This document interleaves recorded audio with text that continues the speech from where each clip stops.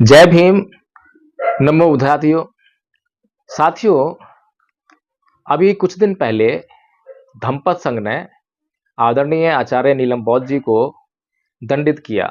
उनको यह सजा मिली कि वो समता के ऊपर एक वीडियो बनाएंगी और उसको टेलीकास्ट भी करेंगी।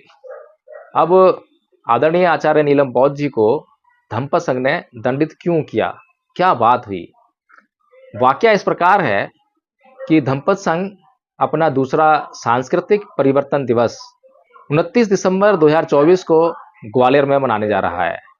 तो उसके लिए धन जुटाने की व्यवस्था में पूरा संघ लगा है और अपने अपने माध्यम से जिस प्रकार भी संभव हो सकता है सभी लोग धन की व्यवस्था करने में लगे हैं। तो इसी क्रम में आदरणीय आचार्य नीलम बौद्ध जी ने कुछ लोगों से आर्थिक सहयोग की बात की। तो नीलम जी ने जिन लोगों से आर्थिक सहयोग की अपेक्षा की, जिनसे बातचीत की, वे कोई मामूली लोग नहीं थे, गरीब लोग नहीं थे, वो कोई भूखे मरने वाले लोग नहीं थे, बल्कि साधन संपन्न सरकारी नौकरियों में होने वाले लोग थे। किसी ने जवाब दिया कि हमारे बच्चे हमारी देखरेख नहीं करते हैं, हमारे पास कोई व्यवस्था नहीं है, जबकि वे पति पत्नी दोनों पेंशन ले रहे हैं और किसी प्रकार की समस्या उनके जीवन में नहीं है और उनके बच्चे भी गवर्नमेंट जॉब पर हैं। जितने बच्चे हैं उतने सबके सब गवर्नमेंट जॉब पर हैं। और उसके बाद भी धम्मपद संघ के कार्य बताने के बाद भी, धम्मपद संघ की योजना बताने के बाद भी उन्होंने किसी भी प्रकार का सहयोग करने से आदरणीय आचार्य नीलम बौद्ध जी को मना कर दिया। किसी ने कहा कि हम मूर्ति लगवाएंगे इसलिए आपको सहयोग नहीं कर सकते हैं, और ये सोचकर कि लोग ये मूर्तियां लगाने में लगे हुए हैं लेकिन समाज को जागरूक नहीं करते हैं। और जहां समाज को जागरूक करने का कार्यक्रम चल रहा है और जहां इतना महत्वपूर्ण कार्य होने जा रहा है, ना तो उस कार्य की जांच परख करने के लिए तैयार हैं, ना उस कार्य के बारे में जानने के लिए तैयार हैं। जो ये धन है इतना महत्वपूर्ण है समाज के लिए, इस कार्य के लिए, और वहां पर ये कुछ भी सहयोग नहीं कर रहे हैं। तो इन बातों को सोचकर आदरणीय आचार्य नीलम बौद्ध जी का मन द्वेषित होने लगा। जब उन्होंने अपने मन के इस भाव को जाना, हालांकि उन्होंने किसी भी व्यक्ति से ये द्वेषित भाव प्रदर्शित नहीं किए, उनको कुछ नहीं कहा, लेकिन मन के अंदर द्वेष आया, मन द्वेषित हुआ। तो धम्मपद संघ की प्रक्रिया है जिसको पवाना विधि कहते हैं। जब पवाना विधि होती है तो वहां पर संघ के सभी सदस्य अपनी अपनी पाप देशना करते हैं, यानी कि मुझसे कहाँ गलती हुई, मेरे मन में कब समता टूटी, मेरे मन में कब काम क्रोध मोह लोभ द्वेष तृष्णा ईर्ष्या राग ये विकार उत्पन्न हुए, और ऐसा मन में उत्पन्न होने पर उसके क्या परिणाम आए या कैसा व्यवहार उनसे हुआ। फिर संघ उनका समाधान प्रस्तुत करता है। और अगर किसी ने कोई अपराध किया है, यानी कि जो पंचशील है वो तोड़े हों या फिर संघ के जो नियम हैं उनका उल्लंघन किया हो, तो ऐसी स्थिति में संघ के द्वारा कुछ दंड निश्चित किए गए हैं। तो इसी प्रकार से जब नीलम बौद्ध जी ने पवाना विधि के दौरान संघ के सामने अपने मन की स्थिति बताई, तो संघ ने पहले तो उनको साधुवाद प्रेषित किया कि सबसे पहले तो आपको बहुत बहुत साधुवाद कि आपने अपने मन में यह भाव रखे लेकिन वो प्रदर्शित नहीं किए, और आपके मन में द्वेष आया और आपने ये जान लिया कि हाँ आपके मन में द्वेष आ रहा है और यह द्वेष आपके लिए ठीक नहीं है। और धम्मपद संघ इसी पर मुख्यतः काम करता है कि हमारा जो आचरण है वो कैसे शुद्ध हो। तो ये आपने बहुत अच्छा कार्य किया है, लेकिन जो आपके भीतर द्वेष आया है तो उसके लिए आपको साधुवाद तो है, लेकिन संघ आपको दंडित भी करना चाहता है ताकि इससे आपका कल्याण हो सके।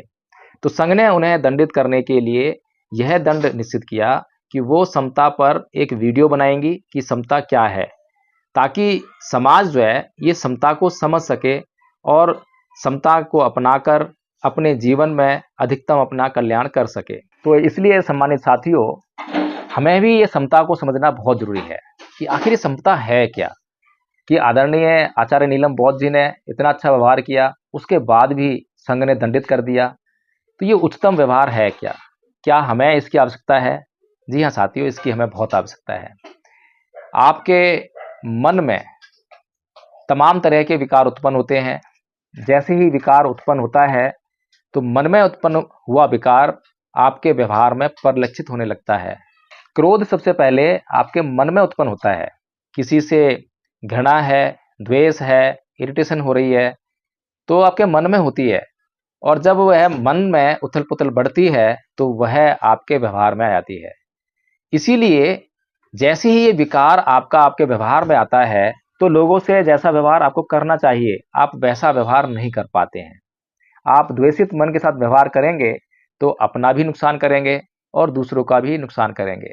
क्रोधित मन से अगर आप किसी से व्यवहार करेंगे, तो अपना भी नुकसान करेंगे और दूसरों का भी नुकसान करेंगे। लोभ से, लालच से अगर आप कोई व्यवहार करेंगे, तो अपना भी नुकसान और दूसरों का भी नुकसान। अब दूसरों का नुकसान तो बाद में होगा, लेकिन मन में आपके जो है ये विकार उपस्थित है, तो उससे आपका नुकसान तो तत्क्षण होने ही लगता है। तो इसीलिए दूसरे को क्या नुकसान होगा, क्या फ़ायदा होगा, ये तो बाद की बात। हमें क्या नुकसान हो रहा है, हमें क्या फ़ायदा हो रहा है, ये सबसे महत्वपूर्ण बात है।